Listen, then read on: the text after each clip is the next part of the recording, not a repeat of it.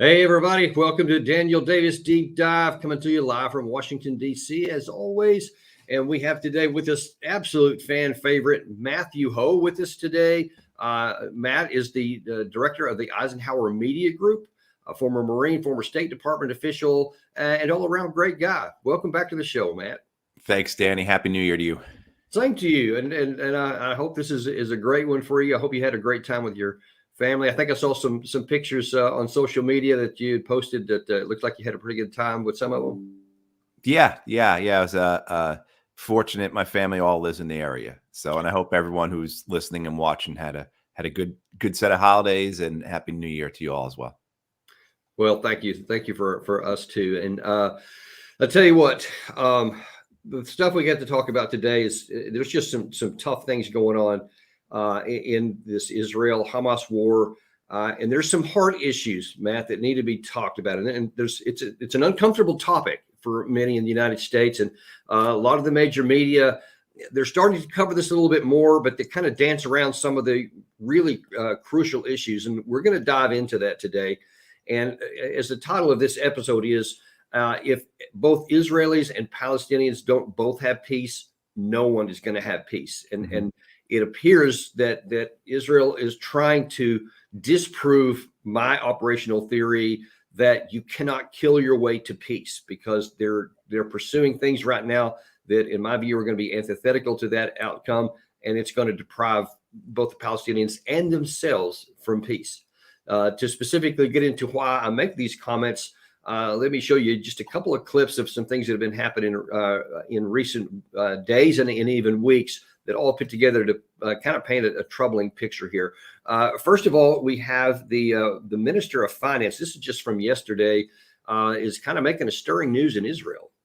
Israeli Minister of Finance, meanwhile, Bezalel Smotrich, says Israelis will live in Gaza. He told Israel's Army Radio, "We must encourage the residents of Gaza to emigrate as they live in hardship and poverty."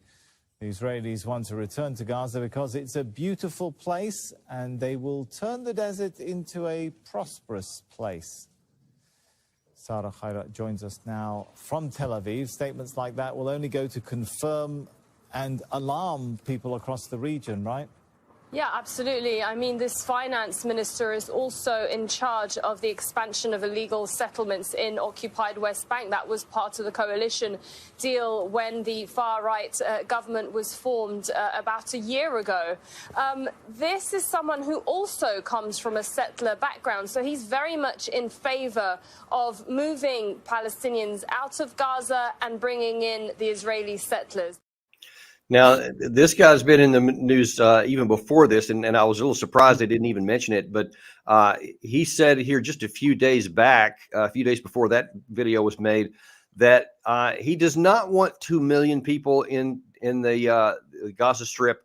But as you see, there may be 100 to 200,000, just some token people in there that they can completely control, presumably. Where these other 2 million would go, he seems unconcerned. But here's the issue, Matt. I mean, you're talking about not just somebody, not just some opinion leader, but someone who's actually in the government, one of the ministers in the government.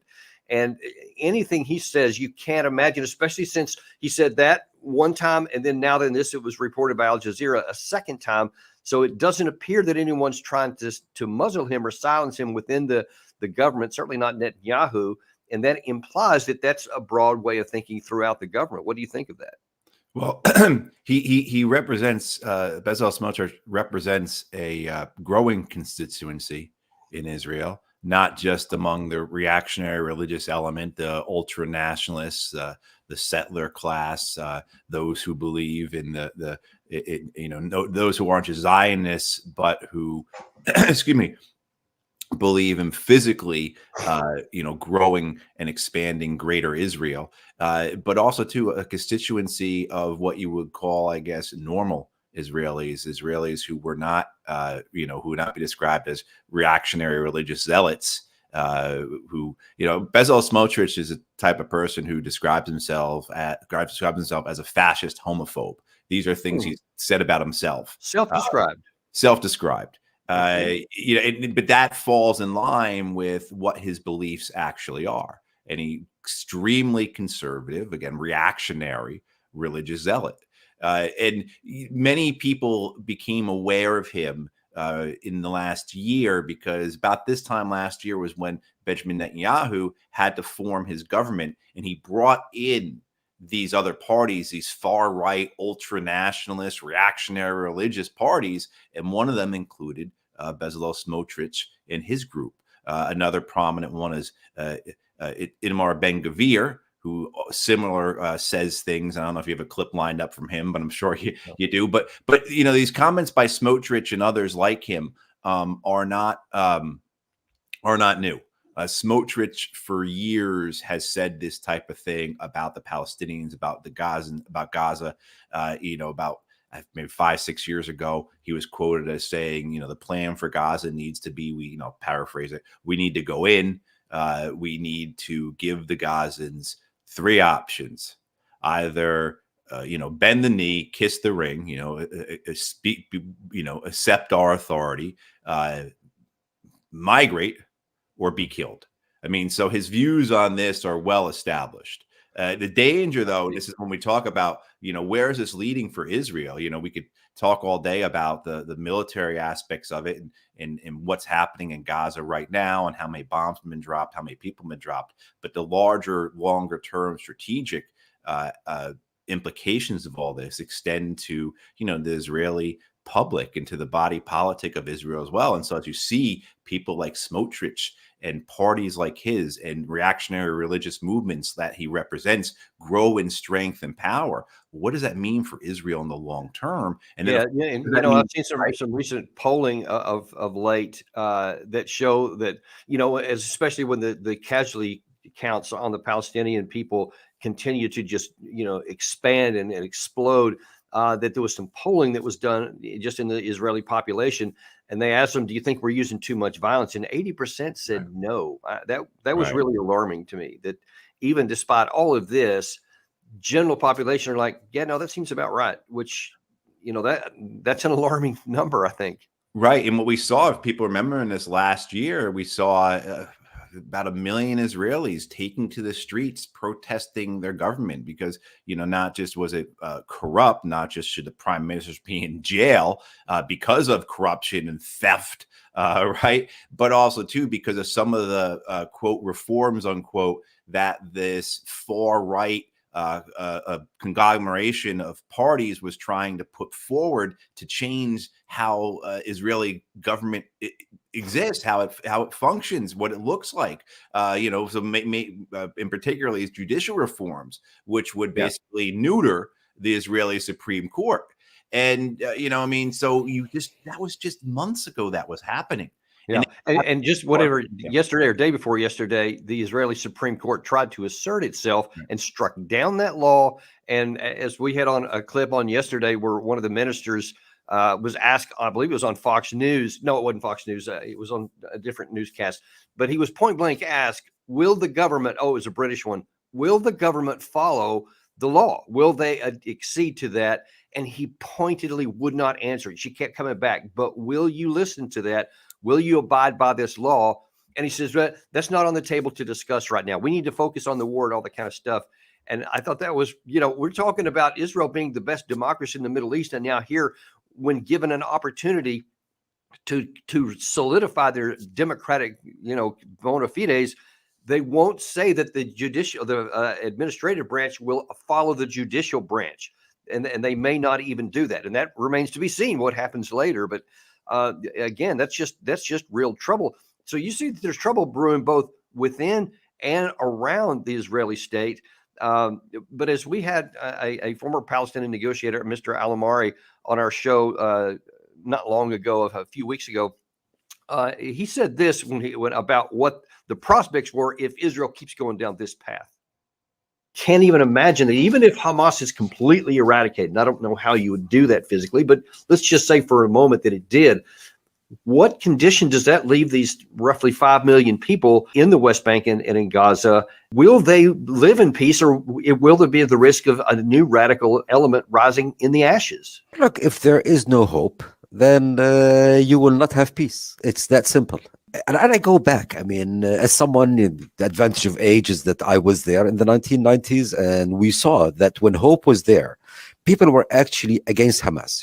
Friends Good of point. mine who were in the security forces would tell me, "You want to go in the 1990s and arrest a Hamas terrorist? The neighborhood will tell you this is where he is," because they saw Hamas at that time as a threat to their hopes and to their aspirations. Today, there's no hopes and aspirations, so revenge comes in as kind of the prime motivator.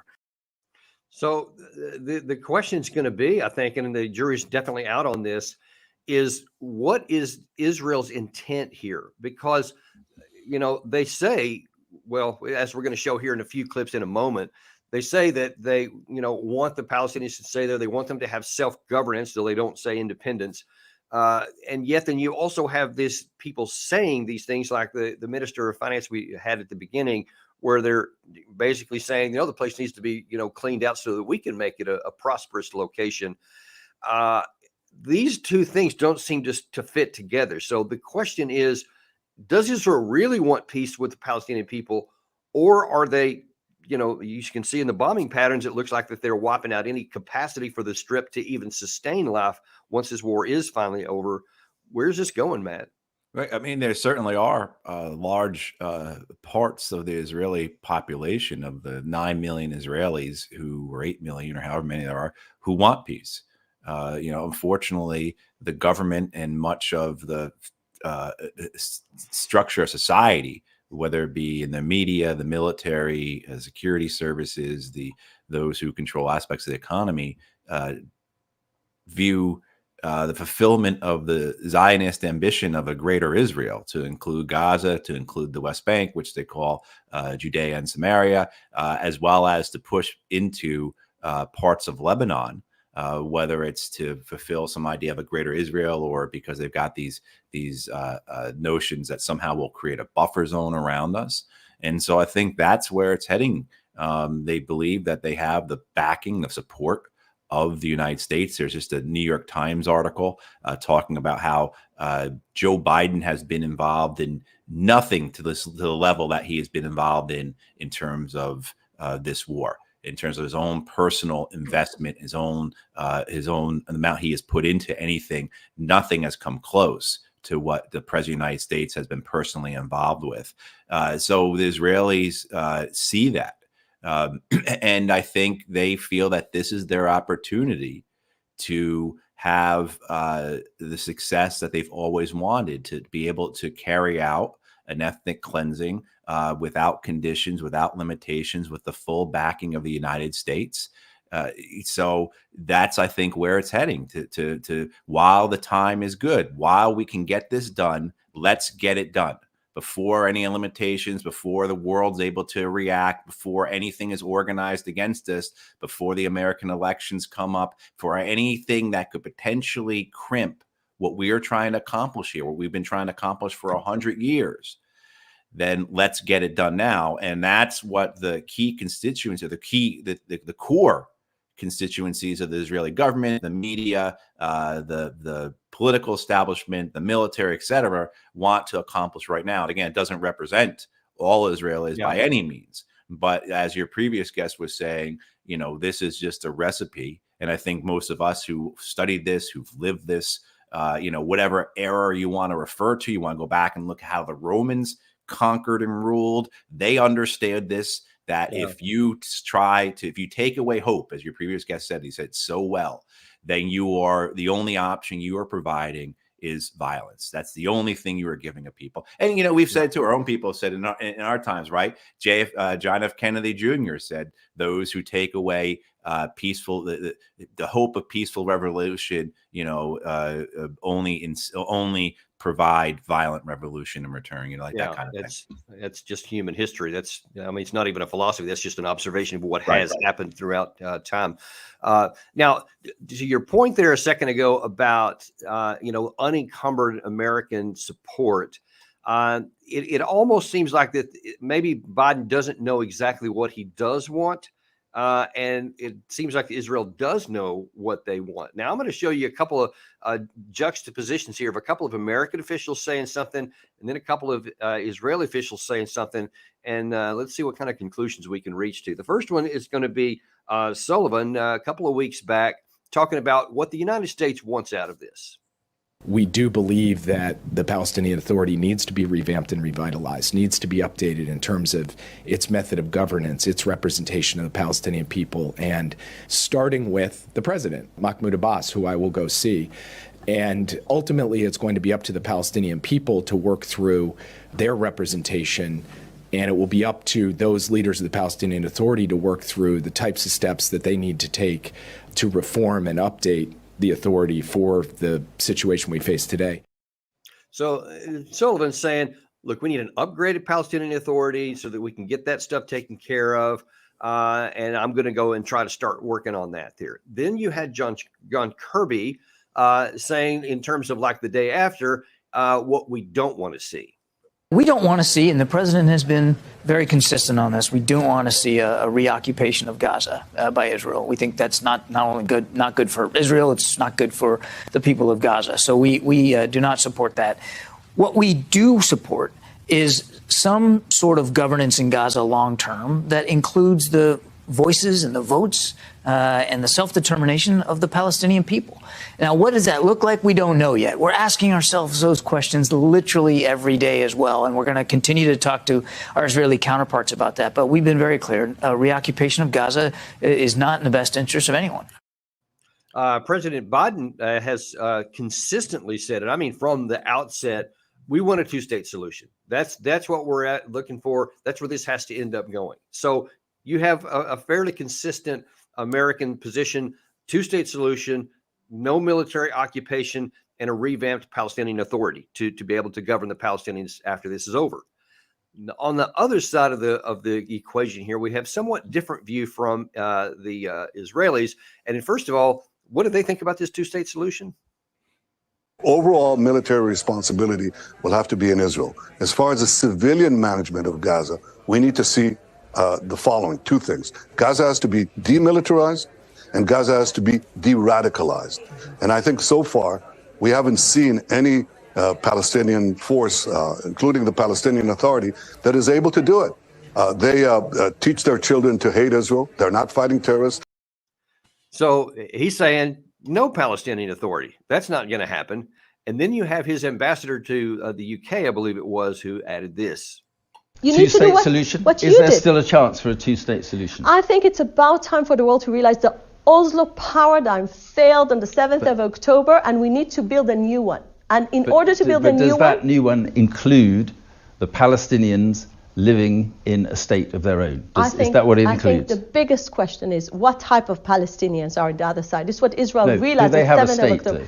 The answer is absolutely no, and I'll tell you why. Well, then because how can at there the be moment... peace? So there is no two-state solution. There is no Palestinian Authority to do the post-administration, and there is an occupation. I mean, literally everything that we said we want, they say, no, we're not going to do that. And they're very bold and open about it. Now, there is one thing that I think that we should all understand in the United States. Our national interests are that this war remain contained to the Gaza Strip and end it as soon as possible with the least loss of civilian life even possible. Everybody has always accepted from day one that the Hamas and other Palestinian gunmen who assassinated people and murdered people in Israel on 10/7 must be brought to justice, and Israel's totally within its rights to go after the perpetrators of 10/7. No question about that. But they also have an obligation not to inflict the same, or in this case, about 10 times worse, carnage on the innocent people on the other side of that, which is certainly going on to this day. And that is something that's a big problem. But we need to keep this contained. We don't want it to expand into the Red Sea, into Iraq, into Syria, where our troops are, or potentially see it advance into the northern part of Israel, into Hezbollah, possibly bring in Iran. Now, as much trouble as we've talked about and all these things here that kind of internal to Israel and the Gaza Strip, we also have a new foreign minister Katz for Israel, who's now saying that, you know what, this is like World War III. I mean, we're in the middle of it. And he says, it's Iran and radical Islam and their tentacles are already into Europe, painting this picture that, man, look, we're on the front lines for you guys. And all this stuff about Iran. So he's kind of laying the foundation, at least it appears so far, that we're going to need to do more than just the Gaza Strip, which is completely contradictory to what we think that we should do. And that's what he's saying. Now, at least so far, the U.S. is not completely silenced on all this. And even though that everything we're saying publicly, they're rejecting and there doesn't seem to be any consequences, at least Bernie Sanders does want there to be some consequences. He said in a statement just yesterday, while we recognize Hamas's barbaric terrorist attack that began this war, we must also recognize that Israel's military response has been grossly disproportionate, immoral, and in violation of international law. Enough is enough. Congress must reject that funding. The taxpayers of the United States must no longer be complicit in destroying the lives of innocent men, women, and children in Gaza. Now, I don't know how much success he's going to get on that. I don't know whether Congress is going to pass this $10 billion that President Biden is requesting. But I do think that at the very minimum, even if you love Israel, and I've always considered myself a big supporter of Israel, there needs to be strings attached to this money because American national interests are at stake. And if Israel is going to say, hey, we're going to do whatever we want to do and literally reject everything that we say, then we can say, okay, look, that's your prerogative. You are your own sovereign country, and we're not going to tell you what to do. But what we're not going to do is just say, sure, whatever you say, and here's $10 billion of our money with no strings. I think that we need to start taking a little bit firmer action for our own interest and ultimately even for Israel's. Well, yes. Say one thing for the Israelis that, at least they're being upfront and straightforward and honest. I mean, they may be committing ethnic cleansing and genocide. They may be dragging the U.S. into a very dangerous place. But at least they're being straightforward and honest. I don't believe Jake Sullivan, John Kirby, Joe Biden, Tony Blinken et al. Are being truthful they are gaslighting, they are lying, they are disassembling, they are being disingenuous, however you want to describe them. Excuse me. The notion, in those clips you showed of Sullivan, Kirby, the way they talk about this, and the way even Kirby, when he's talking about Palestinian self-determination, he says it in a way that he says that we want to have a future that includes self-determination, so that it's not even that self-determination in its own thing. It's part of a package that we approve for the Palestinians. So there still is this recognition that you could see through the American statements that there will be Israeli control, that there will not be self-determination for the Palestinians in any way that we would recognize as true self-determination. And this gets back to that point. As long as there's no hope, as long as there is occupation, as long as there's subjugation, there will be resistance. But I think many people see their value in that, right? So you get back to the Israeli government and you see the value that they see in how precarious their position was a few months ago compared to now, where they have a united public behind them. Now, the level of support for Netanyahu is almost non-existent. But even still, yeah. Right. But because of this crisis, because of this emergency, he's not going to be removed from power. And so that's when you get into this concern that will they then expand? We've talked about this before. Expand the war. The Israeli government, this government, expand the war into Lebanon, expand the war into Syria, into Iran, etc., in order to maintain the crisis, in order to maintain the emergency, to keep their positions, to keep their power. Certainly, that's something that has occurred in the past throughout history, right? Well, yeah, and Matt, you just before we came on the air, you alerted me to something I hadn't seen yet, and we're going to go check into it a minute ago. But there are some additional developments external to even the Gaza Strip area, to where, as everybody knows, yesterday there was a big assassination of a Hamas leader in Beirut that has created lots of stir and anger, certainly in the Lebanese people and their government, and among Hezbollah, and has put Hassan Nasrallah, the leader of Hezbollah, in a tough position to where now he has to make good on his threat to retaliate if Israel ever did assassinate anybody. Israel knew that was a threat of his, and now they're going to see if he's going to make good on it. Then we also had, previous to that, we had Israel assassinating some Iranian leaders in Syria about a week or so before that. And then we're breaking now. And then there is, at this point, we don't have any of the details other than that more than 100 people have been killed in a Tehran meeting and a commemoration for the assassination of Soleimani about 4 years ago. There's general. That's only going to just stir the beehive up even more.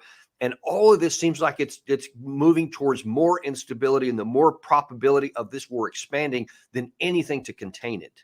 Right. And you see these comments like you posted about whether it's the idea that we're already in World War III and that we are on the front lines here. We are the ones who are defending the West. Very similar comments to what we've seen come out of Ukraine, especially in this last year, as support for that has started to fail and to flag. This idea that you have to continue to support us. You have to be with us because, they're coming after you next. They've expressly said that both of those two wars, they've expressly said, dang, you got to support us because otherwise you're next, which is nonsense. It's complete nonsense. But it shows how much they want these wars. The people who are, and there are folks in Iran, there are hardliners in Iran who want this war as well. And oftentimes I wonder if the hardliners in the West, whether they be in Israel and the US and the UK, get together with the hardliners in Russia or in Iran or wherever and say, hey, we're going to do this. And then you guys do that. And then we'll both have people rallying behind us and we'll get what we want. Because it boggles. I was thinking about our General Petraeus the other day and the idea that the great stupidity of so many of his actions and so many of the things he said. It's not that Petraeus is a stupid man by any means, but he does stupid things because of his ego, right? So how can you have someone who could say things for decades now, talking about how if you kill civilians, you're only going to add to insurgent movements, how there's no way of killing yourself out of these problems. How does this end? What's the political solution? Because there's no military. How can you have someone who's been saying that for decades so prominently, then go on CBS News or CNN or whatever, and then, continue to say what we need to do is drop more bombs. What we need to do is send more bombs. What we need to do is a military solution. And it's because of his ego, because of his own personal interest. Or his bank account. Exactly. Whatever it is, whatever that motivation is, some of it's legacy for these people. Some of it's because they are ideologues and they want to see their ideas be proven right. Some of them because they really do believe they are servants of the empire, that they are modern day legionaries, and this is their purpose in life, is to go out and defend the empire and the borderlands from the barbarians. Others because of very gross and basic things like their bank account. So you look at this, and the idea that what we're seeing now is what was being put in motion with these assassinations, with possibly these bombings in Tehran today, are all meant to spark this larger war for which there already is not just a hunger or desire among some elements, but a storyline that has been put in motion now for months. I mean, you cannot put on any news network, whether it be American, European, Middle Eastern, without this storyline about the danger of an expanding war. Right. And whether that's the war expanding into Lebanon, whether it's the war expanding into Syria, we've talked about this, the number of attacks on U.S. forces in Syria and Iraq. We haven't even touched on, Danny, today, talking about the Red Sea, the fact that the U.S. killed 10 Yemenis over the weekend, one of the largest naval actions by the United States since we killed all those Iranians back in 1987 or 1988, probably, right? I mean, so where this can go and how it can, and there are people who want it to go forward. Can you imagine, in certain boardrooms, in conference rooms throughout Washington, D.C., particularly yesterday, coming back from the holidays, the excitement in some of these conference rooms and in some of these think tanks about this idea that we've got it. We can link Iran to the Houthis, and the Houthis have already pledged their allegiance to Hamas, and we've got this linkage, and now we can get this war that we have wanted for our entire lives. Because that sounds like 2003 all over again. You know, the yellow cake from Nigeria. There's the actually 9/11. There was some connections, Al Qaeda, all this stuff. And it was not. A lot of it's the same people. A lot of it is the exact same people who are involved in this, and or if they're not the same people, they were proteges of Don Rumsfeld, right, or of Paul Wolfowitz or whoever. But and then you see and I think it's really instructive for people to go back and look at that, how we got into the Iraq War, how that all occurred, and all the various parts, all the various components that went into it, the alliances that were made between the ideologues, between those who had, who were on the boards of directors for Lockheed and for Halliburton and whatnot, all the different desires, the benefits of the war that were melded together by, to create an alliance to carry forth, not just the Iraq War, but the entire global war on terror, and how once that inertia was running, it was incredibly hard to do anything about it. It just kept growing and growing. That's such a great point. And one of the things that I'm concerned about right now is the inertia that you just mentioned there, because things are starting to take on a life of their own already. And when you see the United States, we want to walk around with a big stick and we say we want to deter all these Iran-backed units, and we have these little pinprick strikes which do nothing. We say all this big stuff in the Red Sea, it does nothing. They continue to do that. Then we tell our ally Israel, this is what we want to see. They ignore it completely. We're looking at increasingly powerless before our adversaries and our allies. And so it emboldens all of them to continue to pursue their own interest in ways that could potentially be quite antithetical to our own. And that is my biggest worry, is that if we don't put the brakes on this really quick, and I think Bernie Sanders has a good plan, that look, we need to start with, cutting off that purse and putting some big strings, ropes even, on any funding that we give, because it's not just your interest. I'm just telling you, you can be the biggest pro-Israeli person in America today, and you should want what we're talking about right now, because it's true that, like we talked about, if both Palestinians and Israelis don't have peace, no one's going to have peace. But there's even bigger issue than that, Matt. If Israel and the Palestinians don't both have peace, we may not have peace either, especially if we don't check this stuff before the inertia takes us over the edge. That's right. And, it's just not that we are observing this, Danny, right? But the nations of the Middle East, of the world, are observing this as well. And no one is giving the benefit of the doubt to the U.S.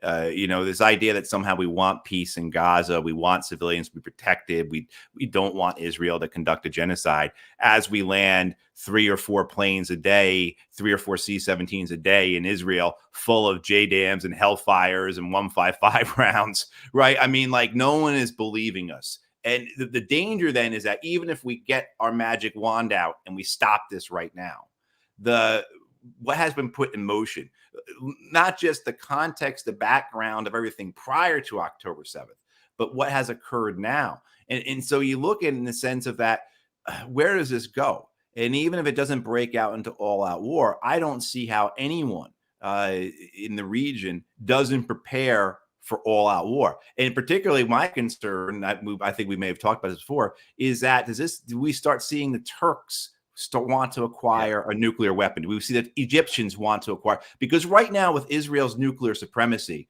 no one is going to launch a conventional war against Israel, right? They just won't. That's the purpose of Israel's nuclear deterrence, and it works. But what if the Turks or the Egyptians or the Saudis get a nuclear weapon? The Pakistanis have already said in the past they'll give them to them. I mean, so where could we be in 5 years' time, right, if you have a nuclear-armed Erdogan or a nuclear-armed Sisi or nuclear-armed MBS, and this thing is going, and now this is happening in the West Bank? Because the other thing, too, is Israelis, right? I mean, hey, we were successful in Gaza. Let's do the West Bank now.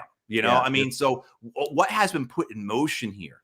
And our leadership is a leadership that is, of course, cowardly and greedy, but they're also entirely political. So all they want to do is view it in what's best for our headlines today, what's going to look best in the Washington Post, New York Times tomorrow, right? Exactly. And I don't think they're thinking about this type of, my God, what has been put in motion? How do we stop it? And how do we prevent? And perversely, this is the last thing they need if they want to get elected, and they should probably think about doing that. But yeah, I'm not holding out my hope for that magic wand and that magical thinking.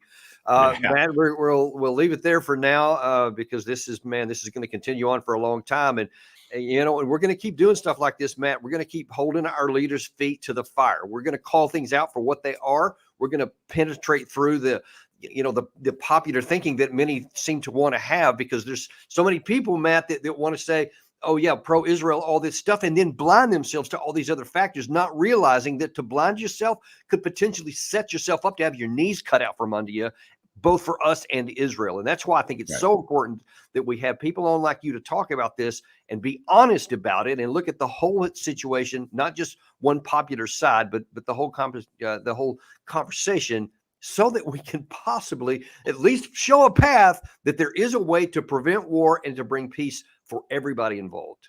Right. Absolutely. And peace is such a dirty word. It makes it just shows the level of intellectual and moral corruption and rot that exists at the top levels of our society, in our political establishment. I mean, the only way you have prosperity for all is with peace. Right. The only way you have stability is with peace. People benefit.